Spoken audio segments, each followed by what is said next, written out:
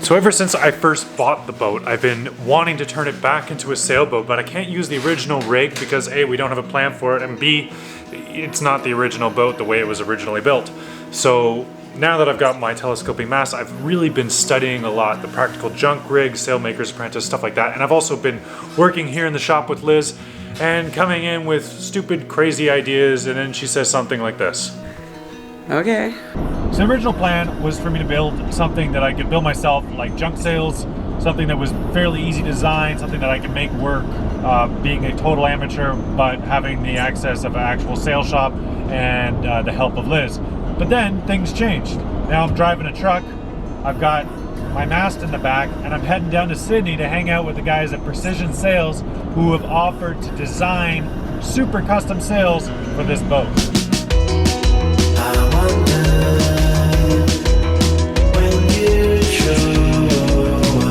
Come on, honey.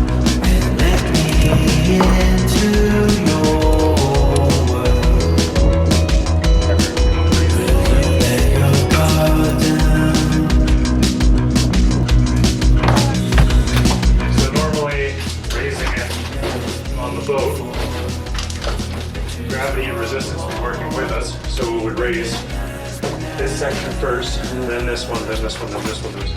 So each one gets subsequently heavier when it comes down. And when it comes down, it's the same way. So that one comes down first. You're compressing it to get it up. No, so your 35 psi pressure goes into there. That's it. That's it. Hey, what's this? What is this place? Hey? So you guys were talking to me a bit about what you had in mind for this project. What you really wanted to showcase was that you guys do a lot more custom work, right? It's not just one sail for one type of boat. Yeah. One of the things we focus on is making sure that we're building sails specifically for a sailor or a boat in the area that they're sailing in. So, even all the production boats have different designs that we could design into the sails based on the conditions that sailor's going to be in. Yeah, you're not just getting like, hey, I have a Catalina 27 press print. Yeah. And that's not the idea. Obviously, you got a whole... And so many people think that. Right. Yeah, so just take it off the shelf. We got one ready for you. Yeah, no, so you've got a whole office here full of stations. You've got a lot of designers and people who are hands-on digitally with what they're... Custom designing everything. Yeah. This is the guy though. You're going to make the magic happen. It works. If it doesn't, it's this guy. If I can't point upwind at all, it's entirely your fault. All right, got it. Bless the jib. Bless you. So All right, well, thanks, guys. Awesome. And we're really excited Yeah, to super excited. do gonna this be rad. project. It's going to be a learning curve, naturally. For Naturally. everyone, it's going to be fun. welcome to my world. Pretty cool. Not knowing what we're doing every step of it. Yeah. Great. Something spar up to that's like a spar here, right? Is that flexible this way? Yeah. And the advantage of that too, of course, is once I get to anchorage or whatever, I can pop these hooks off and easily remove the sail from the mast.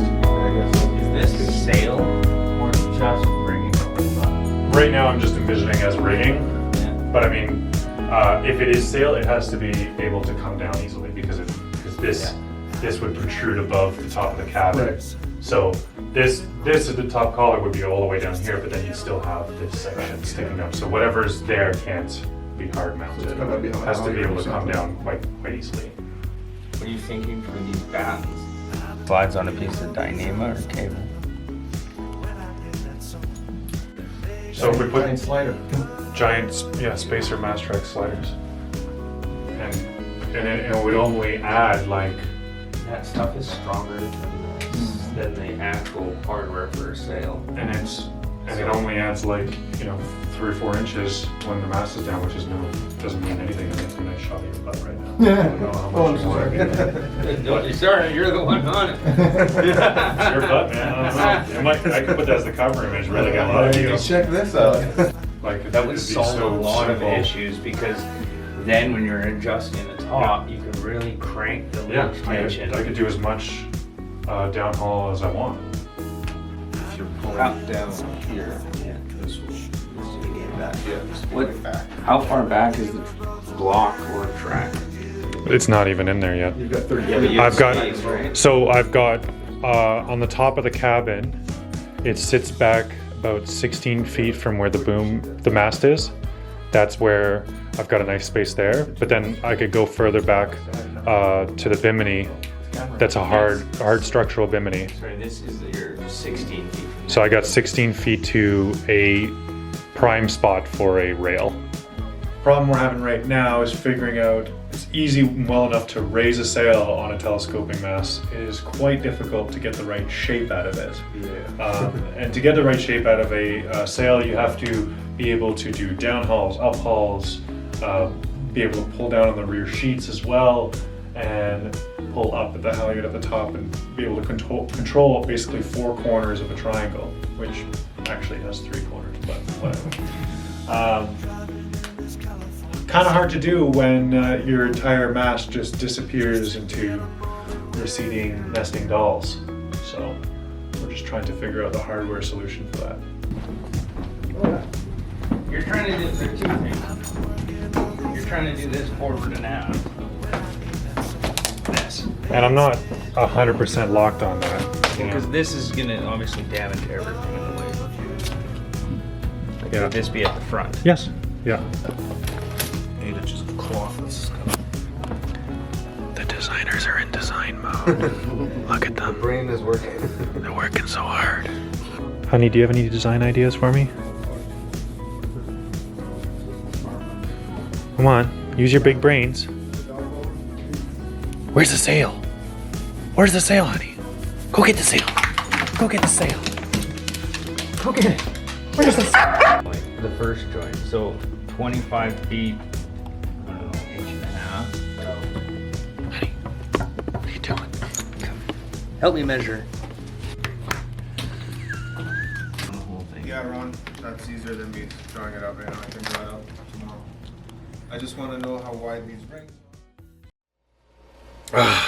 I am made it back to the boat. I am digesting this whole experience. Working with Precision Sales is going to be just so rad.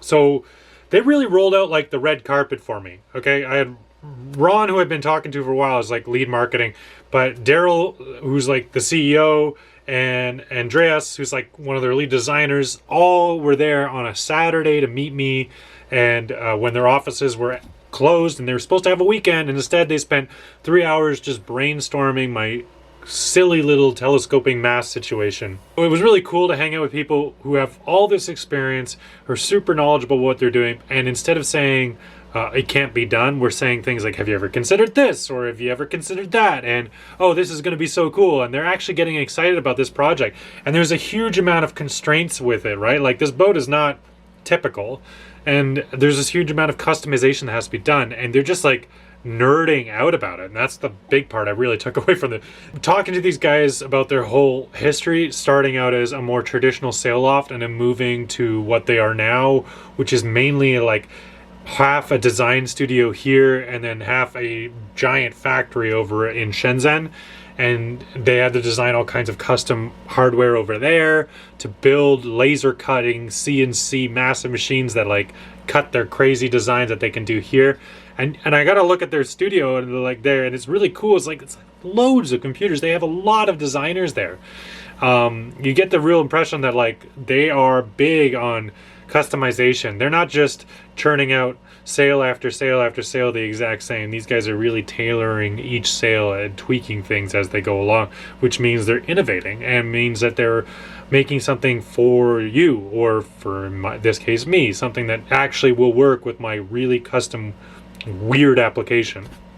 So we're moving into the design phase next. So I'm mounting the masts on the boat, and then they are getting some more measurements in, and I can send that directly to them, and then we can start moving into doing some stuff in AutoCAD and actually getting some designs made up. And then eventually it'll be sent out to Shenzhen, where it will be laser cut and shipped out here, and then I get to stitch it together. I'm really excited about working with Precision Sales, and I want to thank you so much to Daryl, to Andreas, and to Ron for meeting me on a Saturday to talk about my crazy boat project.